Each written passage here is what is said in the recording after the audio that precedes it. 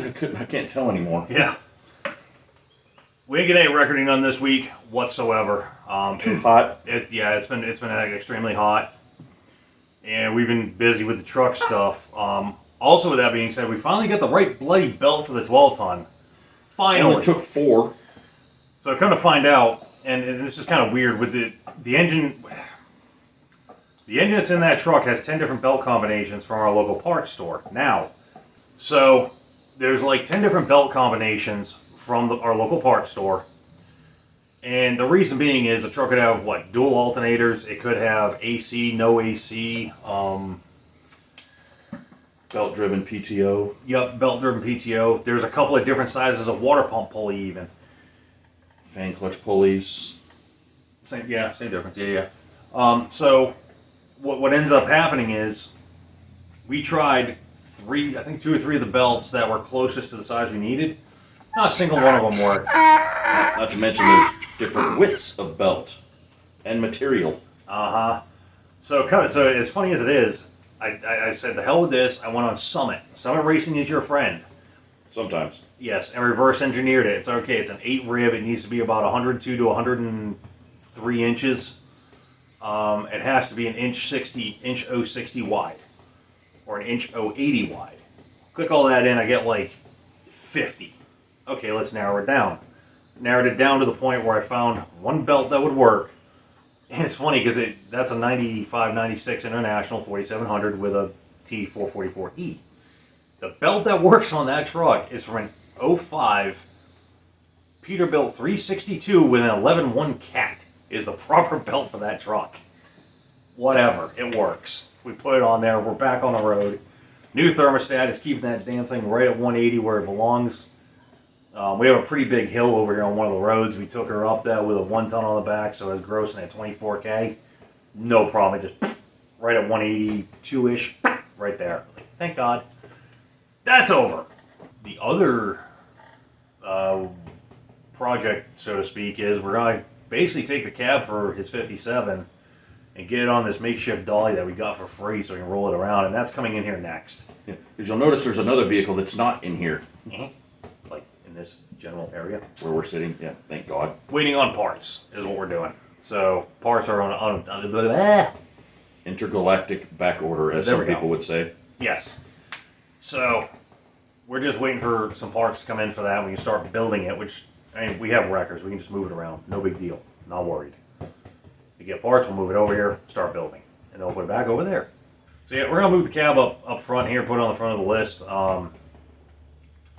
The Ram Charger as well, we got to look at a weird thing in the left front. I think I've got a wheel bearing getting ready to go on the left front, the way it sounds and acts. I'm not sure. Just going to shake down the front end and check bearings. It wouldn't hurt to go in and check and grease and do all that to them anyway.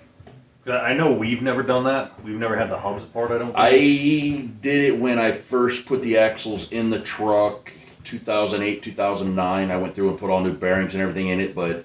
So, about due. I mean, she's what, 30-something years old now? 35 years old. 35-year-old truck. I mean, you're going to have these issues. It happens. With 40-year-old axles. Yes, the axles are a different year. So 40-year-old axles, whatever. You got to put some bearings and seals in or whatever, some grease now and then. Oh, darn. Whatever.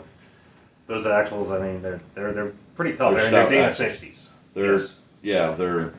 They're heavy duty Dana 60s. They're not the chintzy ones. They came out of a plow truck, right? Yeah, they came out of an 85 3/4 plow truck, heavy duty. There's 2 options. There's a 4,500 pound capacity or a 6,500 pound capacity. I got the 65s. These are Kingpin, non-CAD, manual locking axles. So, yeah, mucho more gooder. So I think we're gonna fire up a wrecker here and move the cab right quick. Yeah. And it figures we just straightened the cables on that stupid thing. Now we're gonna pick up something.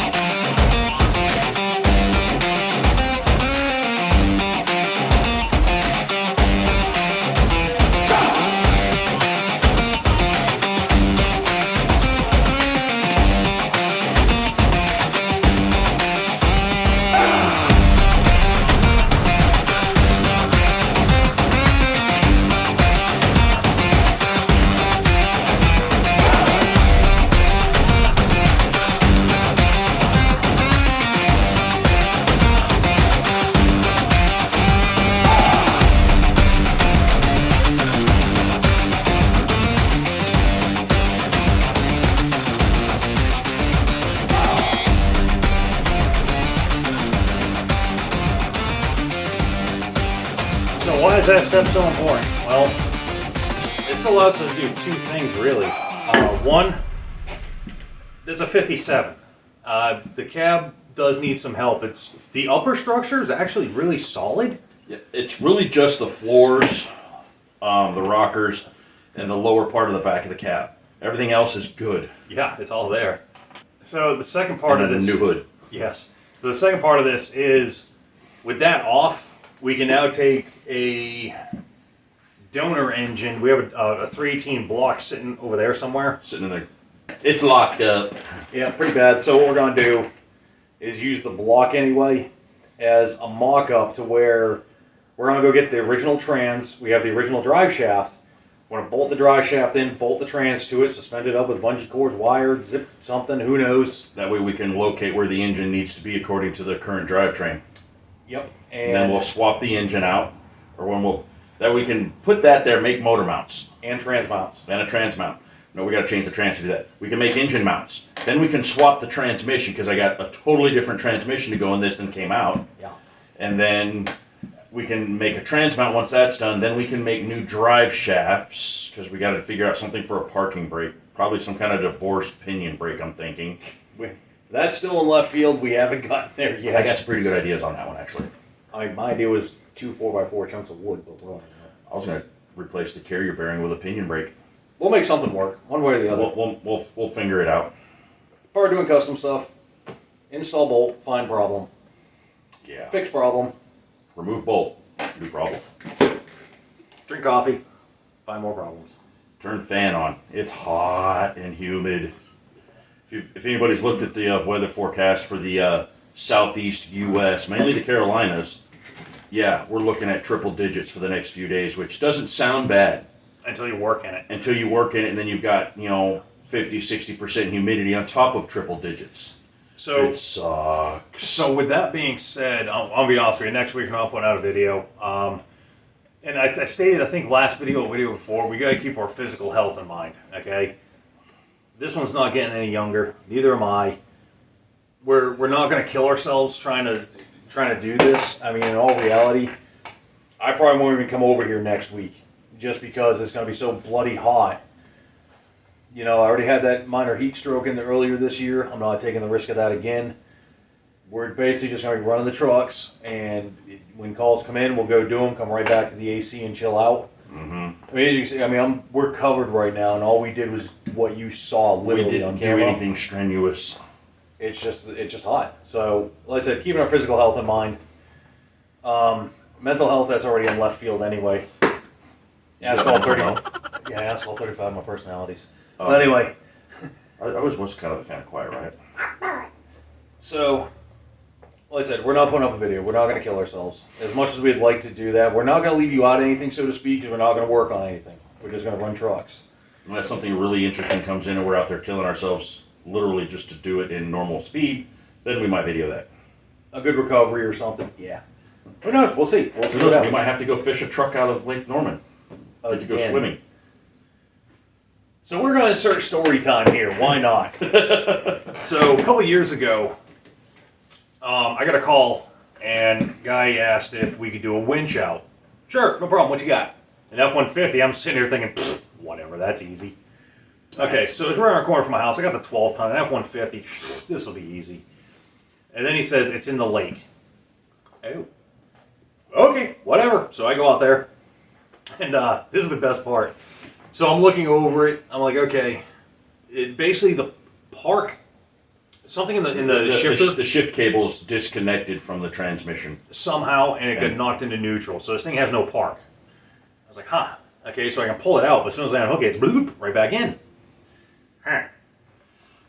So anyway, I called this one. I was like, hey, you want to go fishing? And the first words out of his mouth, hell yeah, man, we'll go fishing. I'll go home, grab my gear and everything. Yeah, what are we fishing? And then they sent him a picture of an F-150 in the lake. Where you at? It's like, address is in dispatch. I know he's about 20, 30 minutes away. 15 minutes later, max. Whoa. I hear the wrecker, we just put the engine in, coming down the street.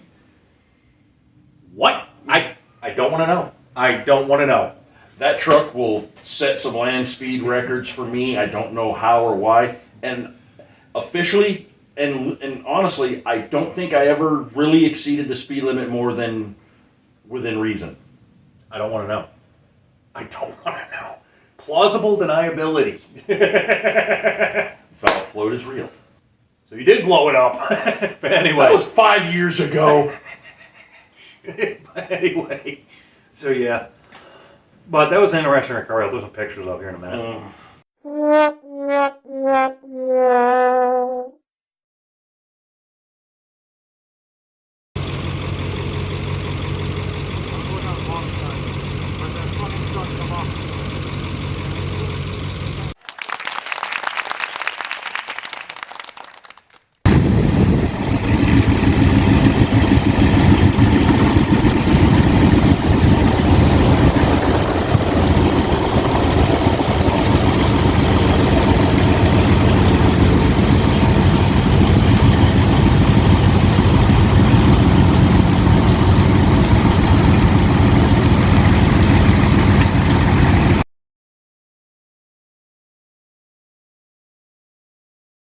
So yeah, that was a fun experience, but the thing, we needed 2 trucks because once again, if I unhooked the stupid thing, it was, the parking brake didn't work either. It was going right back in the water, so. Yeah. So, and that brings up, now that that's over, that brings up another thing. This week we've lost a few good people, you know. This past week, yeah. And I'm not into the clickbait thing. Well, I should say we're not into the clickbait thing, but Ozzy's death, that was kind of a hard one to stomach, and we all knew it was coming. Yeah. His final concert. That was last song, Mama, I'm Coming Home. We watched it. Man, rest in peace, Oz. Yep. Thanks for everything, bud. Yep. Like, that was, yeah. Thanks for the music. For sure. Yeah, and the Ozzy's thing hit me pretty hard. I mean, for a lot of you that don't know, me personally, well, not only that, also a musician, guitar, bass, drums. I play them.